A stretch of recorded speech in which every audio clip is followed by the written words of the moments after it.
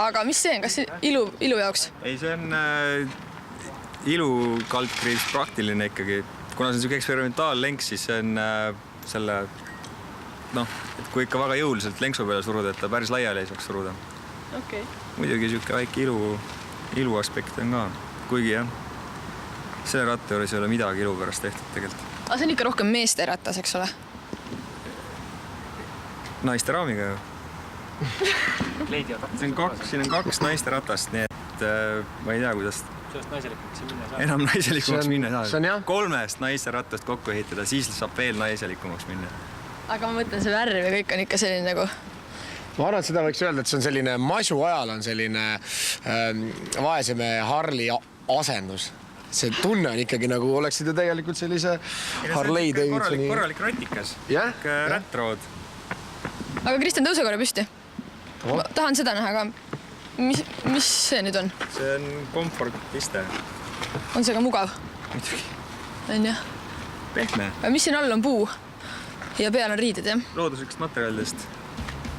Ilusasti. Puuvillast, 100%. Puuvillast ja puust, 100%. Mida veel tahta? Kui kaua sa üldse sellega nüüd tegelikult tegelenud oled? Ratastega sa mõtled? Ütleme, ma mõtlen sellist stiili ratast. Disainimisega? Disainimisega. See suvi. Selle suve jooksul siin vaikselt olen mõelnud selle asja peale ja nokitsenud ja üldiselt tunne on, et see talv on see, kus saab hoolega siin töökojas olla ja teha vaikselt.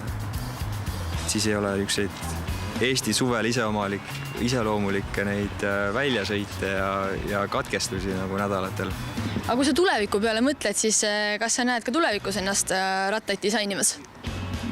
Praegune tunne on küll siuke, et võiks ju tegeleda asjaga.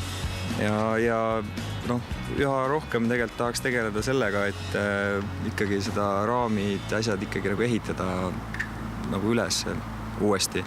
Mitte niivõrd see, mis me ennem üleval nägime, see siuke kosmeetiline parendamine, vaid pigem nagu see siuke tõesti nagu nullist üles ehitada rattaid. Kas sa võid öelda, et sinu töö on ka sinu hobi? Hetkel on nii, et minu hobi võib-olla on natukene ka minu töö.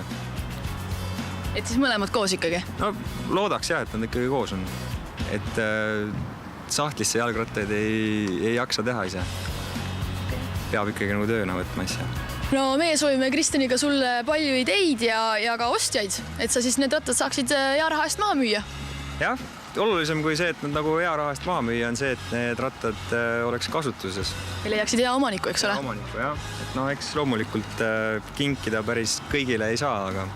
Aitäh sulle, et sa meile näitasid oma väga lahadat hobi ja palju rattaid ja ma ei tea, naelkummi vist ei ole päris õige sõna, aga midagi sinna poole.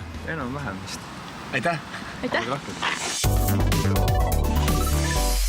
No Kristjan, ma vaatasin, et sulle meeldis väga selle disainitud rattaga sõita, et kas on plaan ka juba oma ratas lasta ära disainida? Mina pole nii ammu enda rattaga sõitnud, minu ratas on Pärnus kuskil, ma arvan, et kuskil keldris seisab, aga see oli tõeliselt huvitav lähenemine nendele ratastele, teha nad selliseks mugavaks ja väga stiilseks. Et võib-olla mingi hetk ma tõesti tahaks endalgi sellist, nii et ma olen ratta peal nagu diivanil, et see on väga mugav. Sellest meil juttu oligi, et lased diivani sinna taha panna istmaks.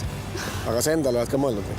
No kui ma saaksin nendest ratastest valida, siis ma arvan, et ma tahaksin kõige rohkem seda ratast, kus oli kasutatud puud. See oli väga stiilne. See oli väga kihvt. Ja. Peale väikest pausi aga me viime teid suurdesse sõjalennukisse, mis on täis rahvast, kelle suvi möödub väikeseid lennukeid valmistades. Millega täpselt tegu on ja kes need inimesed seal on, seda näete juba hetke pärast.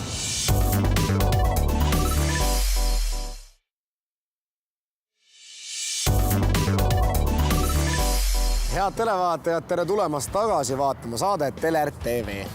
Meie järgmine lugu viib meid vanasse põnevasse sõjalennukisse. Miks mõned inimesed pea iga päev oma sammud sinna seavad, seda näetegi meie järgmisest loost. Head televaatajad, me oleme jõudnud Keilasse ja kohe läheme uurime, mis amet on mudellendur. Kust kohast see lennuk pärit on? See on pärit Nõukogude armeest, tähendab Vene sõjaväest ja kingitusena ta saabus meil Tallinna Ülemiste lennuväljale ja sealt lahti võetud toodi siia Keilasse. Aga see oli 20 aastat tagasi. No ideaalsemat töökohta siis ei saa olla mudellennuklubile. Ma ei tea, kas nüüd päris nii saaks öelda, ega ta nii-öelda talvel nii päris ideaalne koht ei ole, sest külm on ja pime on, aga ta on siiski täiesti erakordne ja praegustel andmetel maailmas ainulaadne juhtum. Aga mina vaatan, seal on nii palju huvitavaid nuppe, et äkki lähme vaatame neid. Jah. Või sinnapoole minna. Ühesõnaga, see lennuk oli Nõukogudes Vene sõjaväes transportlennuk. Tema mark on AN-12.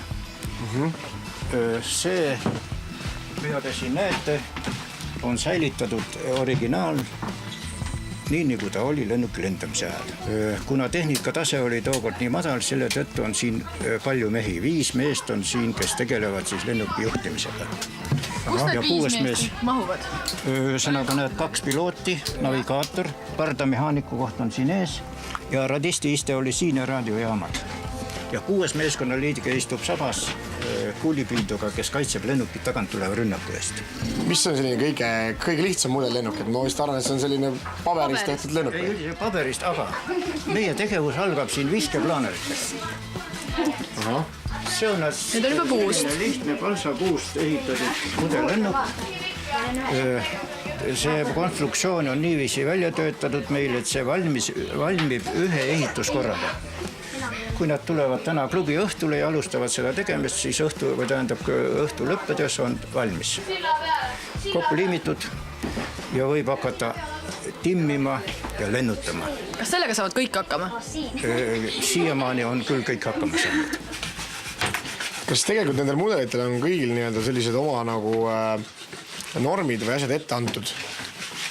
Jah, ütleme, kui me tegeleme mudellennuspordiga, siis on ikkagi kõikidel mudeliklassidel, kus võisteldakse teatud parameetrid ikka ette antud. Noh, spordis ju seatakse ikkagi kõik võistlejad nii-öelda võrdsetesse tingimustesse. Noh, kui võrrelda seal mingi autospordi ja millegi muuga, siis ega siis ei saa, ühed sõidavad väikse autoga, teised suurema auga näiteks. Spordis on ikka nii, et kõik on võrdsetes tingimustes.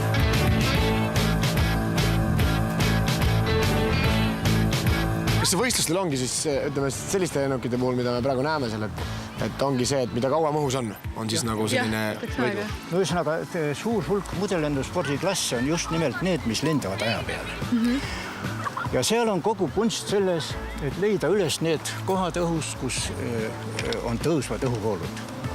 Ühesõnaga, kus õhk tõuseb ülespoole, no need elektrilennukid siis tõusevad ise ilma mootorita ja plaanerid, nagu ma näitasin, 2-meetrised, need siis nii-öelda nendest tõusvates õhuvooludest tõusevad aina ülespoole. Kui te vahest nüüd vaatate lindude lendus, siis kui te näete, kui nad hakkavad ilusti tiirutama, siis nad on leidnud üles selle koha, kus õhk liigub ülespoole.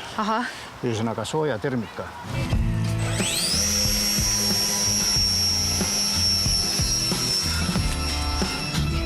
Sellega saab näiteks sellist trikki ka teha või? Surmasõlme saab teha? See klass ei ole selle teemaline.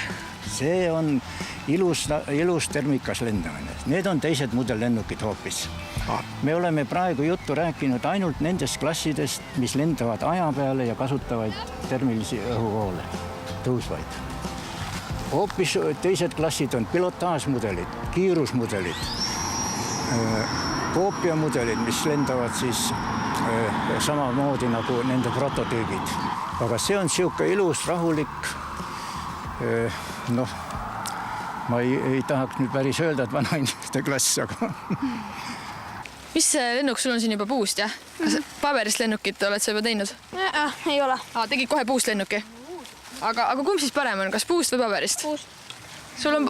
Aga miks sul paberist on? Sellepärast, et ma olen algaja veel.